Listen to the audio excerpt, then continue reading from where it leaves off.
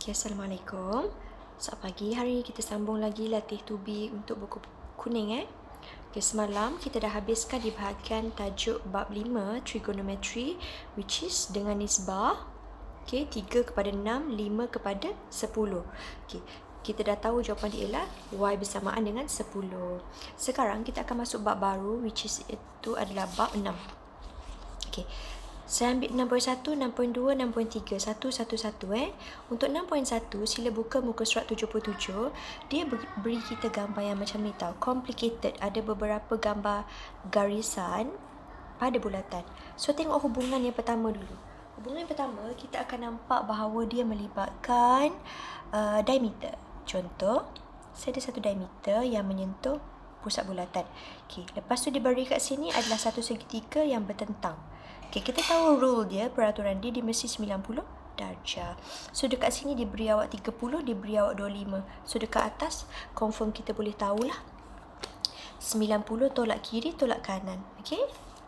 90 tolak 30, 60 kan? Tolak 25. So, kita tahu belah tengah adalah 35. So, dekat sini kita tahu dia 35. Tulislah. Okay, next, kita tahu dia ada hubungan antara pusat dengan lilitan, which is kalau saya draw, dia akan ada hubungan di antara objek pertama T, objek kedua S. Dia bertemu di pusat, membentuk X, sudut X, berapa darjah. Dan dia bertemu di lilitan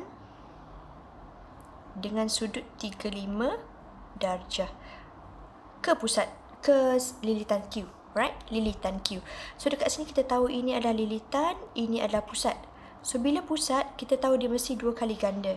So, bila 2 kali ganda, X ni akan darab 2 dengan sudut pada lilitan. So, darablah. 35 answer darab 2, awak akan dapat, 35 answer darab 2, awak akan dapat 70. So, dekat sini sudut pada pusat ialah 70. Question is, carikan sudut X. So, answer dapatlah 70. Ni untuk soalan-soalan jenis 6.1. Okay, sila tengok untuk soalan jenis segi 4 kitaran. So, untuk segi 4 kitaran, kita tengok bahagian yang bertentang dulu.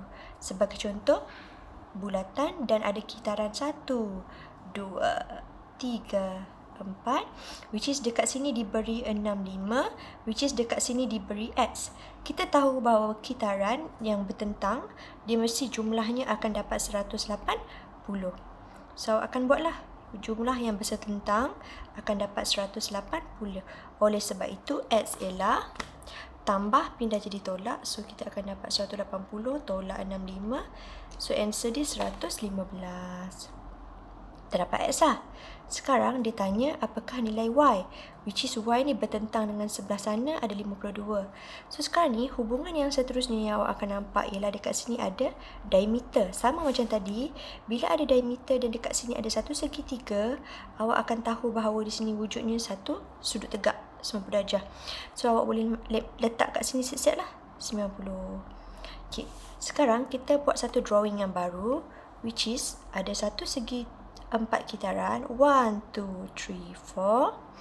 So, dekat sini ada Y, dekat sini ada 90. Dekat sini ada 52.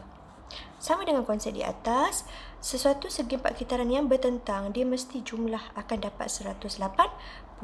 Oleh sebab itu, jumlah kiri Y dengan 90, jumlah kanan 52. So, total together awak akan dapat 180 tolak dengan 90 tolak dengan 52. So, akan dapat 38. So, ini antara salah satu contoh segi 4 kitaran lah. Okay, sekarang sila ambil ke muka surat seterusnya, soalan tangent. Saya pilih muka surat soalan nombor 84, muka surat 84. Cari nilai X. So, dekat sini kita tahu T ini ialah tangent, titik ketangenan. Titik ketangenan. Dan PQ ialah garisan tangent. Garisan tangent dengan titik ketangenan. Tak sama titik is titik.